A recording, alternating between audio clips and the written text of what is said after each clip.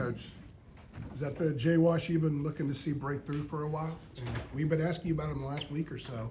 Is this sort of a lot of stuff coming together for him? Well, I think his confidence is building. His assurance out there on the floor on both ends is growing. We had talked about defensively over the last 3 or 4 games, his ability to block and to alter shots and rebound the basketball and being able to do it consistently. And then from an offensive standpoint, him being able, to finish around the basket, hit a couple mid-range shots. I wanted him to hit that 3 at the top of the key, but he stepped up and made some free throws, and it's his first career double-double. What a time for that to happen here on the road. And another reason that I'm happy is all of them are, but I'm just in particular speaking about Jay Wash. Like he's waited his turn, and he has such a burning desire to please his teammates, please his coaches. Like he really wants to do well, and to see him being celebrated in the locker room amongst his teammates was something that I'll remember for the rest of my life.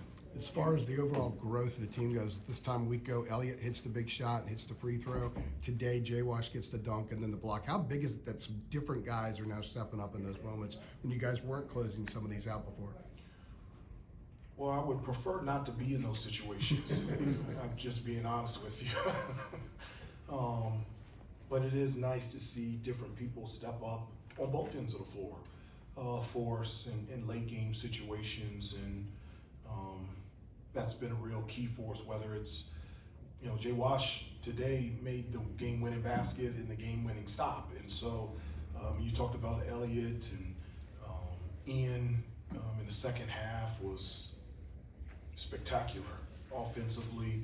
We just got to do a better job from a defensive standpoint.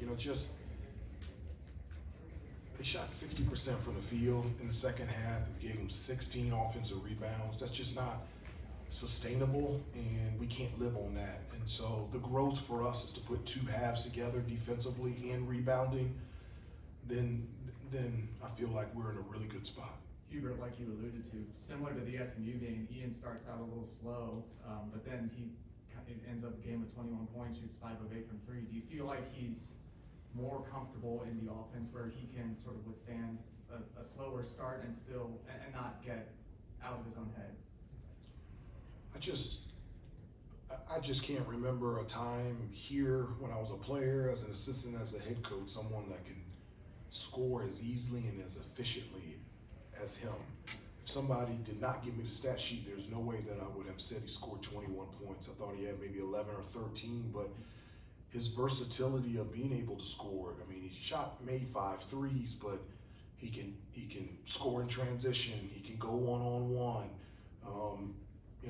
He didn't get to the free throw line, but that's something that he does really well. So his ability out there just to be able to make plays and score the basket has been a huge benefit for us over the last month.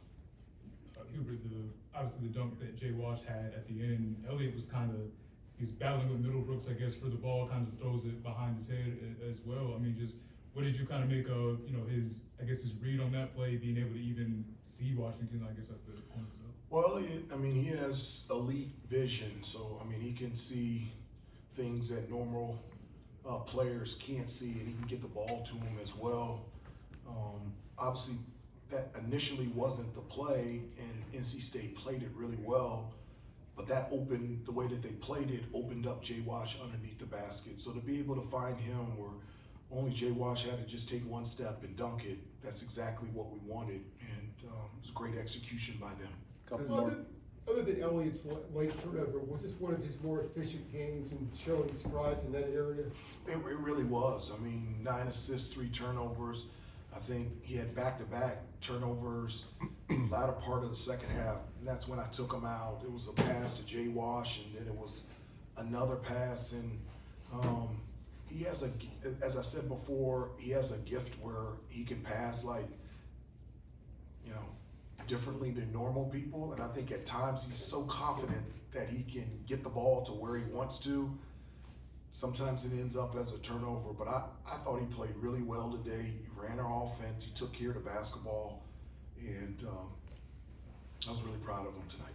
No- Coach Davis, you mentioned you don't want to be in a late game situation like that, but what does it say about the maturity and the growth of this team prior to maybe some of those non-conference games early in the year to come in a hostile environment like this and win a one-possession game? Well, I do think, you know, the schedule that we played in non-conference has helped us. I mean, a lot of people don't even include in the preseason, we went to Memphis. Then we played a true road game at Hawaii. I mean, how many games have we played? 16, 17 games? Like 9 away from home. 9 away from home. 10 now. 10. And so, yes, playing here is a very difficult environment, but we've been there before. And we've been in that situation where we need a basket or we need a stop. So it's great to be able to pull from experiences that you've had as a team and individually to be able to execute. And that's what we talked about in the huddle prior to the last possession defensively is we were in the same situation against UCLA and we just needed one stop. No Cade, Ty, or James today. Is this the rotation getting a little bit tighter now that you're getting close to mid-January in ACC No. play? Or Not at all. Not at all. For us to be the best team that we need to become, when you talked about different people have stepped up, Cade's going to step up, JB's going to step up. We need everybody. And Ty's going to step up. There is no set rotation. North Carolina's going to show up and try to become the best team that we could possibly become. In those late Last game one. timeouts, before the final timeout with the defensive stop, what was just kind of your overall message to the team as you got closer to the end? Well, I first started off and I just said, guys, isn't this really fun? You know, just kind of loosen them up a little bit because it is just basketball. And so just to get them to understand that this is a privilege to be in this type of situation. These are things that you think about and remember for the rest of your life. And the reason why I can say that is because I remember them from a player. And then we just talked about what we need to do in order to execute. And that things that they've been told, things they've been taught, and things that they're obviously talented enough to do. And let's go out there and do it. And just one, joke around with them so they can just not get nervous. And then number two, give them the confidence that they can step up and get it done. Thanks, Coach. Thank Coach you. Keats is Thank ready. you.